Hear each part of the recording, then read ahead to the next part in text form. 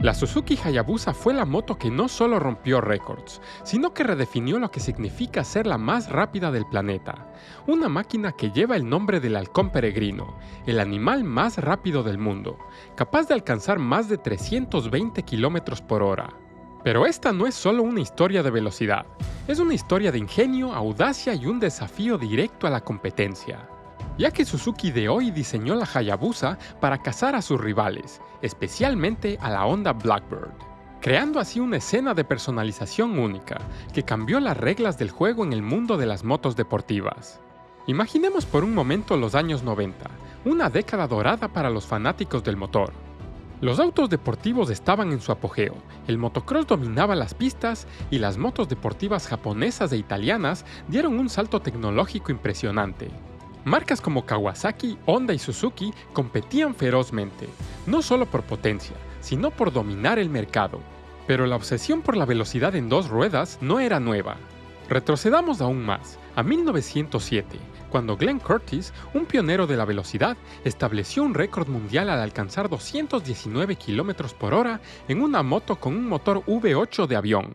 Esto era más rápido que cualquier auto, tren o motocicleta de la época.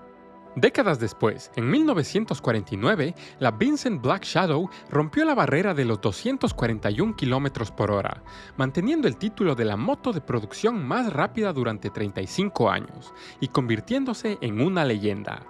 Ahora, avancemos en el tiempo a 1984, donde Kawasaki lanzó la GP-Z900R Ninja, la primera moto de calle con un motor de 4 cilindros en línea, 16 válvulas y refrigeración líquida. Esta motocicleta contaba con una velocidad máxima de 243 km por hora, que desató una guerra de velocidad que duraría 15 años. Y de hecho, esta moto era tan icónica que apareció en Top Gun, acompañando a Tom Cruise en sus aventuras. Pero mientras Kawasaki celebraba, Suzuki no estaba contenta. En 1981, Suzuki había lanzado la GSX 1100 Katana, la moto de producción más potente de su tiempo, con un diseño futurista que parecía sacado de Star Wars. Sus ángulos afilados y su carenado integrado al chasis eran revolucionarios, pero no fue suficiente para mantener el título de velocidad. Fue gracias a este caldo de cultivo que en los años 90, con fabricantes intercambiando el título de la moto más rápida, nació la Hayabusa en el año 1999. Y como mencioné al principio, el nombre Hayabusa no es casualidad. En japonés significa halcón peregrino, un depredador que no solo vuela a velocidades vertiginosas, sino que caza a su presa favorita, los mirlos, o en inglés Blackbirds. ¿Les suena familiar? Exacto, Suzuki apuntó directamente a la Honda CBR 1100XX Super Blackbird, una moto que en 1996 se coronó como la más rápida, al superar por poco a la Kawasaki Ninja ZX11, alcanzando 287 km por hora frente a los 283 km por hora de la ZX11.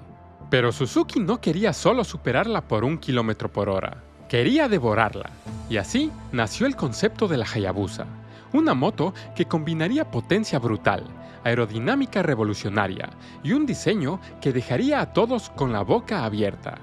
Y desde el primer momento, esta moto fue una revolución en la industria del motociclismo. Equipada con un motor de 4 cilindros en línea de 1299 centímetros cúbicos, refrigerado por líquido, con doble árbol de levas y 16 válvulas, que entregaba 173 caballos de fuerza y 133 Nm de torque, cifras astronómicas para la época. Con un sistema de admisión de aire forzado Ram Air que usaba 2 tomas de aire junto a los faros, la Hayabusa aprovechaba la presión del aire a altas velocidades para alimentar el motor, alcanzando una velocidad máxima de 312 km por hora. Eso la convirtió en la moto de producción más rápida del mundo en aquella época.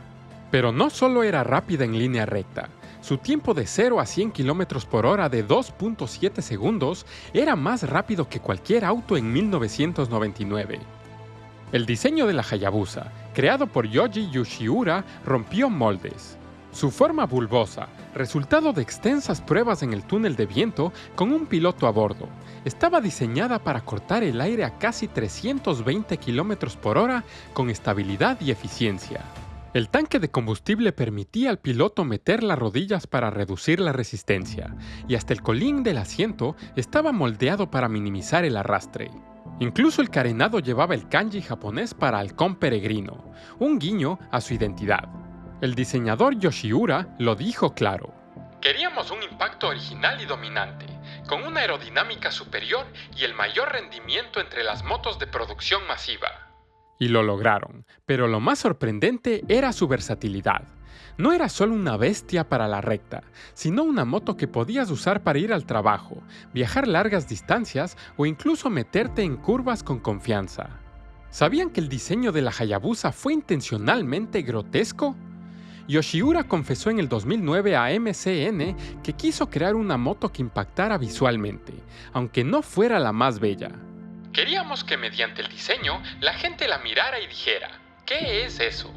Y aunque algunos la llaman fea, ese look único con su carenado bulboso y su silueta de locomotora de alta velocidad la hizo icónica. Es decir, cuando ves una Hayabusa, sabes que es una Hayabusa. Ahora, hablemos de lo que hacía a la primera Hayabusa tan especial.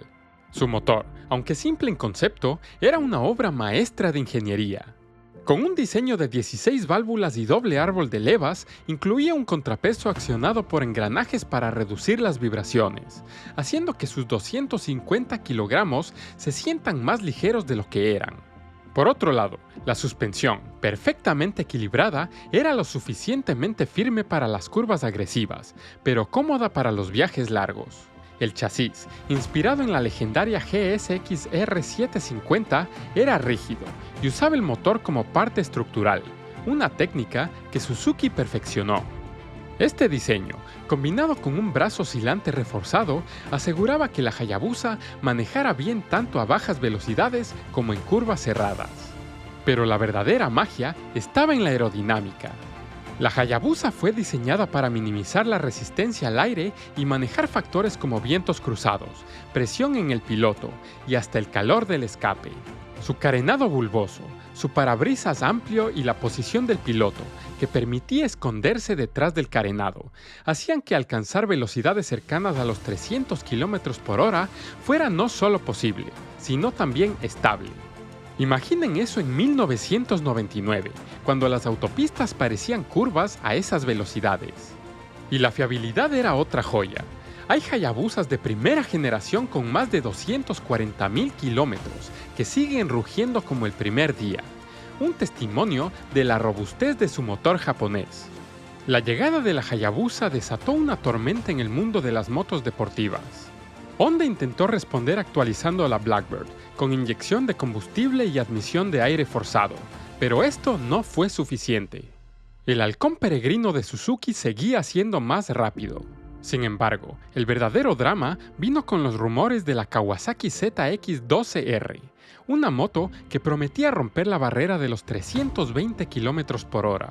Kawasaki afirmaba que su nueva máquina alcanzaría los 322 km por hora, y esto encendió las alarmas, no solo entre los fabricantes, sino en los gobiernos, que haciendo lo que mejor saben hacer, pusieron en marcha una medida exorbitante de regulaciones.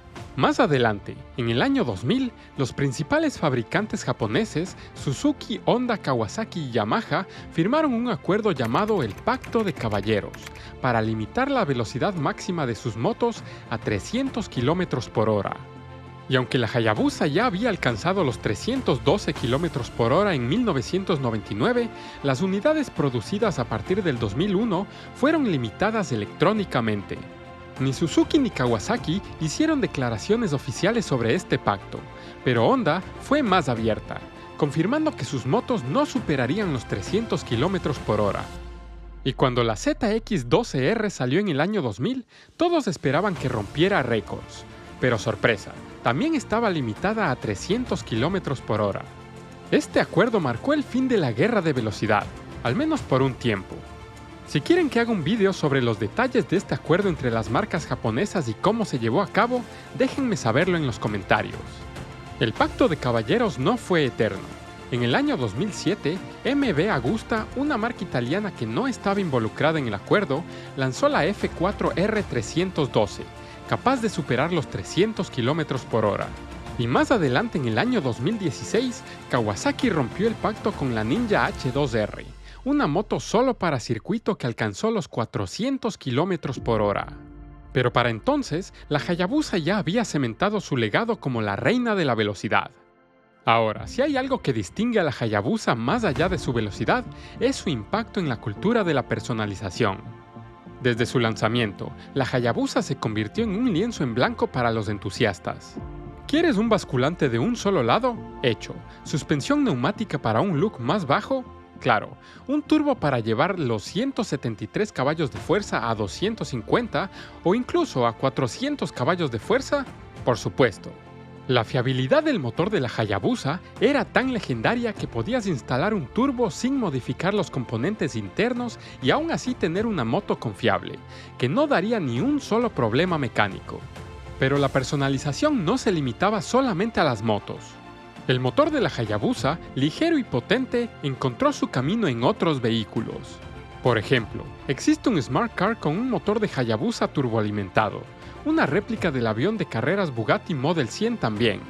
Incluso hubo un Streamliner con dos motores Hayabusa que alcanzó los 634 km por hora, estableciendo un récord mundial de velocidad en tierra.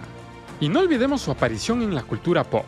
En el año 2003, la Hayabusa fue protagonista en la película Biker Boys, la versión motociclista de Rápidos y Furiosos, mostrando su estatus como ícono cultural. Desde pintar el carenado con colores neón hasta alargar la distancia entre ejes para un look dragster, la Hayabusa dio vida a una escena de personalización que no tiene igual en el mundo del motociclismo. Ahora, hagamos un recorrido detallado por las generaciones y mejoras de la Hayabusa hasta hoy, con todos los detalles más relevantes. La Hayabusa original se mantuvo prácticamente sin cambios durante sus primeros años, salvo pequeñas actualizaciones estéticas y mejoras en fiabilidad. Su motor de 1299 centímetros cúbicos, con 173 caballos de potencia y 133 Nm, seguía siendo imbatible. Y como ya mencionamos, los propietarios la adoraban por su fiabilidad y facilidad de personalización, desde alargar la distancia entre ejes para mayor estabilidad hasta añadir turbos para alcanzar los 400 km por hora. Su diseño aerodinámico, con tomas de aire Ram Air y un carenado que parecía una nave espacial, seguía siendo único. Algunos propietarios incluso añadían luces LED y sistemas de audio, convirtiendo sus Hayabusas en verdaderos espectáculos rodantes. Y no olvidemos que este motor era tan robusto que podía soportar modificaciones extremas sin fallar. En el año 2008, Suzuki lanzó la generación 2 y fue un éxito instantáneo. Para diseñarla, Suzuki viajó a Estados Unidos visitando bares de moteros y eventos para estudiar la escena de personalización. El resultado fue una Hayabusa que respetaba el look polarizante de la generación 1, pero con un diseño más pulido. El motor creció a 1340 centímetros cúbicos, entregando 194 caballos de potencia y más torque. Se mejoró la inyección de combustible, se optimizó la aerodinámica y se añadieron frenos Brembo más potentes. También se introdujo el Suzuki Drive Mode Selector, que permitía al piloto elegir entre 3 modos de conducción para adaptar la potencia a las condiciones.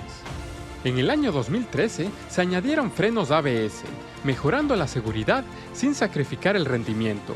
Sin embargo, en el año 2018, la Hayabusa fue descontinuada en Europa debido a la sobreregulación de emisiones de Euro 4, impuesta por el régimen autoritario de la Unión Europea.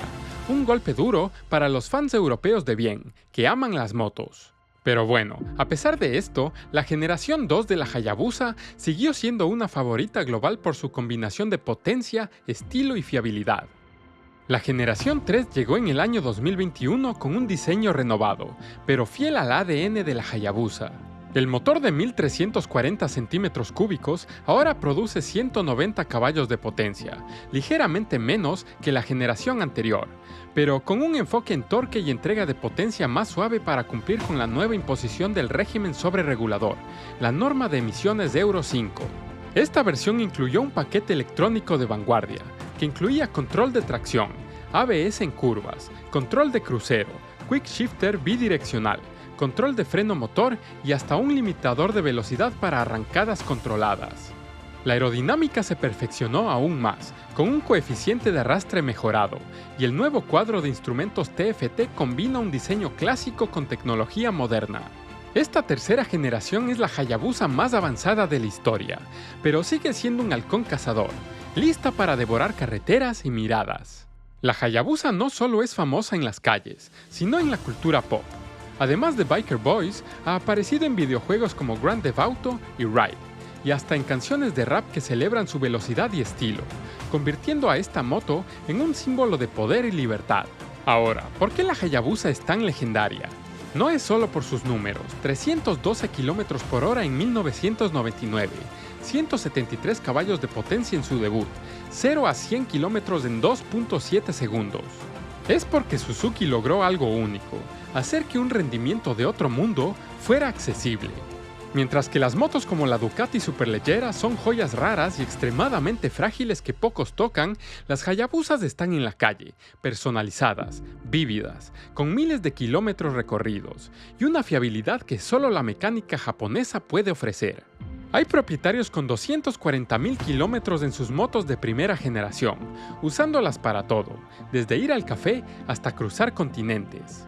La Hayabusa creó su propio segmento, el Ultimate Sport, lo que significaba que no es solo una moto deportiva, es una experiencia de vida.